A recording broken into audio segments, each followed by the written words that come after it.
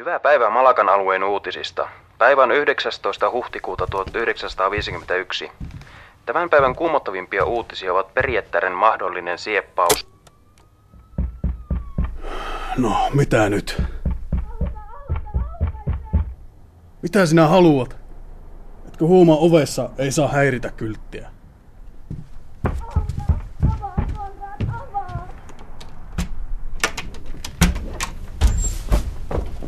Sinun on autettava minua. Pelkään niin kauheasti. Hei! Mihin sä nyt menet?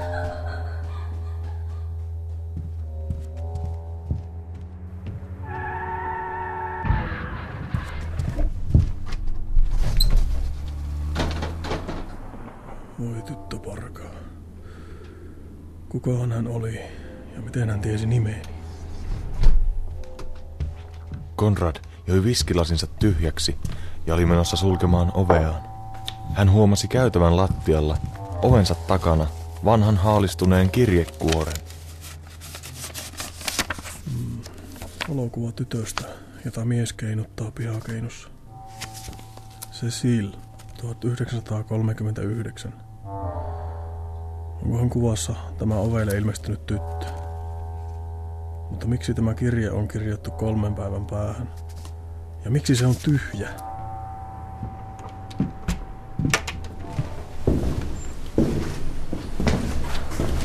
Iltaa, herra Van Schaasberg. Oletteko viihtyneet hotellissamme?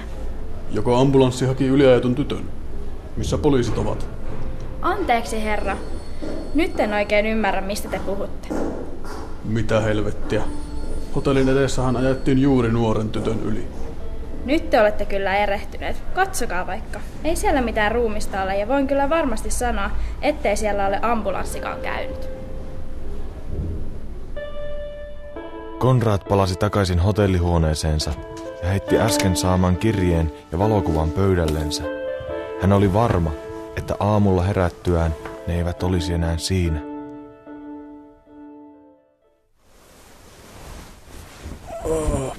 Pääni. Ei olisi pitänyt juoda niin paljon. Tämän päivän kirjoituksesta ei kyllä tule yhtään mitään. Katsotaanpas uudelleen. Mitä ihmettä, eihän tässä eilen lukenut mitään. Kirjeeseen oli ilmestynyt sanoja. Ehkä Konradin viinanhuuruuden eilisilta oli vienyt veronsa, eikä hän ollut niitä huomannut. Päivämäärän lisäksi kirjeessä luki, en pysty tähän enää. Ja lopussa, terveisin Cecile Monet. Muuten kirje oli täysin tyhjä. Konrad olisi voinut vaikka vannoa, että eilen illalla kirje oli ollut vielä tyhjempi. Taidan soittaa Jacques Bordeauxlle, vanhalle ranskalaiselle ystävälleni Oxfordin ajoilta. Jacques Bordeaux? Konrad täällä. Et kyllä usko, mitä minulle tapahtui eilisen illan aikana. Konrad kertoi Jacquesille eilisen ihmeellisistä tapahtumista, ja yllätyksekseen Jacques, freelance-toimittaja ja Ranskan poliisin rikospaikkatutkija, oli myöskin Malagassa. Hän oli tutkimassa mahdollista tulevan Perjättären kidnappausta. Asia selvää. Tulen käymään siellä. Keskustellaan sitten lisää.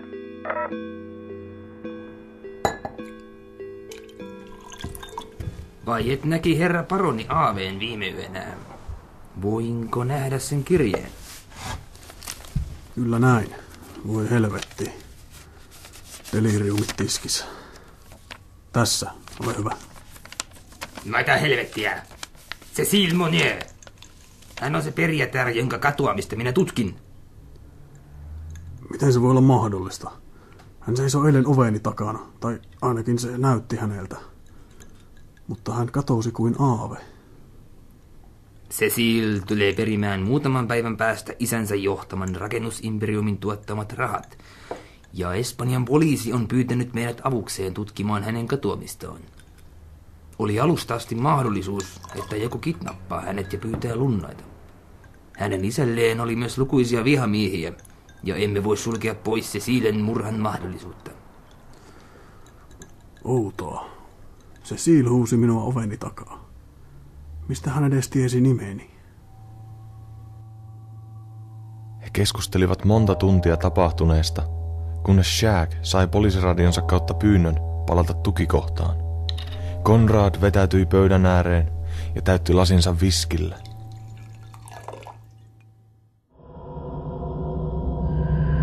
Conrad, sinun on autettava. Ilman sinua ei tule näkemään kevättä. Miten minä voin auttaa sinua? Malakasta etelään, 20 kilometriä. Tule tien haaraan. Käänny oikeaan ja löydä minut. Odota! En ymmärrä.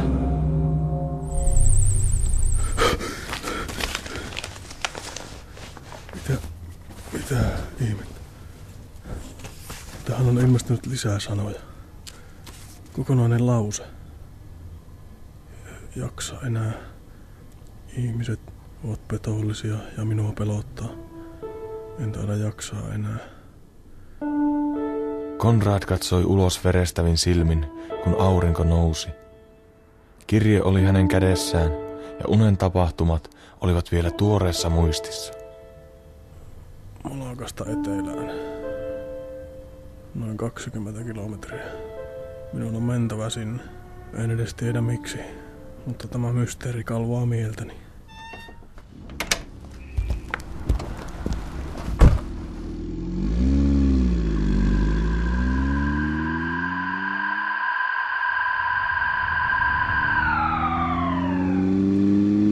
Tämän on oltava se tienhaara. Terve! Osaisitteko te antaa minulle vähän neuvoja? Totta kai. Minnekäs olette menossa? En ole ihan varma, mutta sanoiko teille nimi Cécile Monet mitään? Cécile Monet. Siis kun ajatte muutaman kilometrin tästä eteenpäin, tulette Monetin perheen vanhalle talolle. Villa Monet. Hei, oottakaa. Ei siellä enää ketään asu.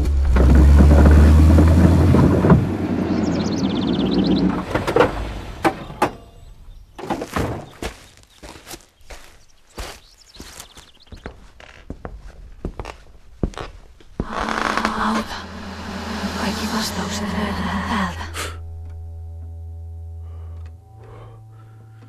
Se kuului yläkerrasta.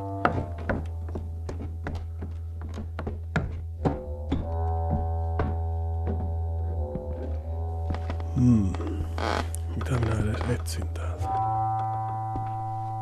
Ehkä noissa pöydällä olevissa valokuvissa on jotain. Tässä kuvassa on Cécile ilmeisesti isänsä kanssa. Tässä taas koiransa kanssa.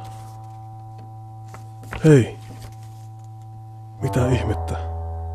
Conrad katsoi kuvaa miehestä, joka seisoi vakavana. Hän kaivoi taskustaan valokuvan, jonka oli löytänyt Cécilen jättämästä kirjekuoresta. Kuvassa olevan miehen kasvot olivat sumentuneet, mutta hänen oikeasta kädestään puuttui 2 sormea. Aivan kuten pöydällä olevan kuvan mieheltä. Tämä ei voi olla enää yhteensattuma. Claude Eno, 1935. Ahaa, siispä Cécilen kuvassa keinua työntää hänen enonsa Claude. Mutta miten ihmeessä hän liittyy tähän mysteeriin? Conrad katseli ympärilleen ja löysi lattialta vanhan kirjeen, jonka Cécile oli kirjoittanut. Se oli omistettu tädilleen. Conrad luki sen läpi ja laittoi taskuunsa. Hän lähti kävelemään pois huoneesta, kun huomasi lattialle pudonneen avaimen. Marion varasto Oy, 133. Ehkä tällä avaimella on jotain käyttöä. Jokin varastointifirma tässä on kyseessä, mutta avain näyttää paljon uudemmalta kuin mikään muu talossa.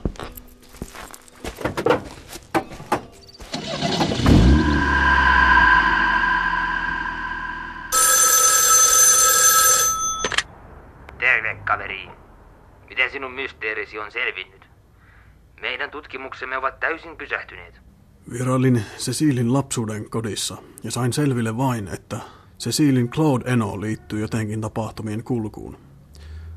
Löysin myös paikallisen varastointifirman avaimen, jolla saattaa olla jokin Tovin yhteistä. puhuttuaan Konrad käveli pöytänsä lähelle ja katsoi Cecilien kirjettä.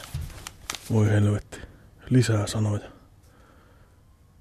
Ihmisiä, jotka tekeytyvät ystäväkseni. Olen päättänyt riistää. Mitähän se tarkoittaa?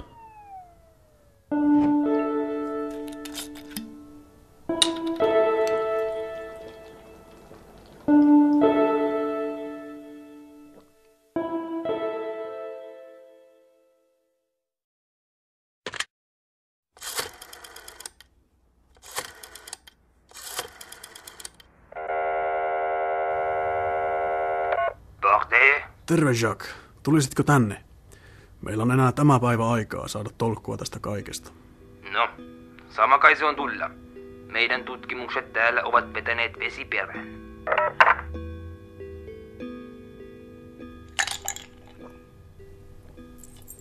Selvästi tällä avaimella on jokin suurempi tarkoitus.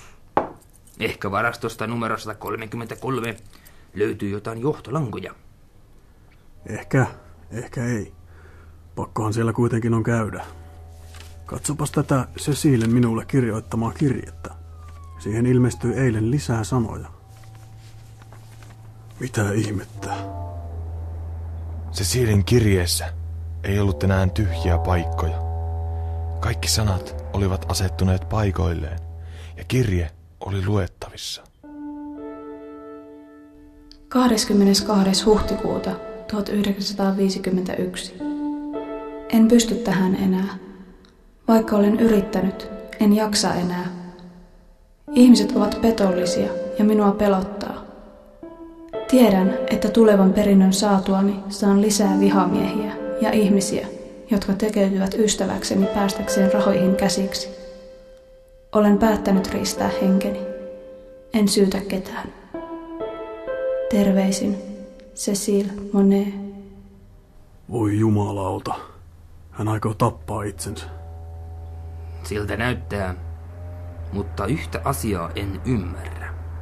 Mitä? Jos hän aikoisi tappaa itsensä, miksi hän tarvitsisi sinun apuasi? Konrad tiesi, että tässä on jotain mätää. Hänestä tuntui, ettei pystyisi ratkaisemaan tätä. Hei, katso, kirjeet. Talosta löytämäsi kirje on kirjoitettu täysin erilaisella käsialalla. Tämä tarkoittaa, että Cecile ei kirjoittanut itsemurhaviestiä. Kuka sen sitten kirjoitti? He kääntyivät katsomaan toisiaan, ja he molemmat tajusivat saman asian. Konrad nappasi varaston avaimen käteensä, ja he juoksivat Jacquesin autolle. Satun tietämään, missä kyseinen varastofirma sijaitsee.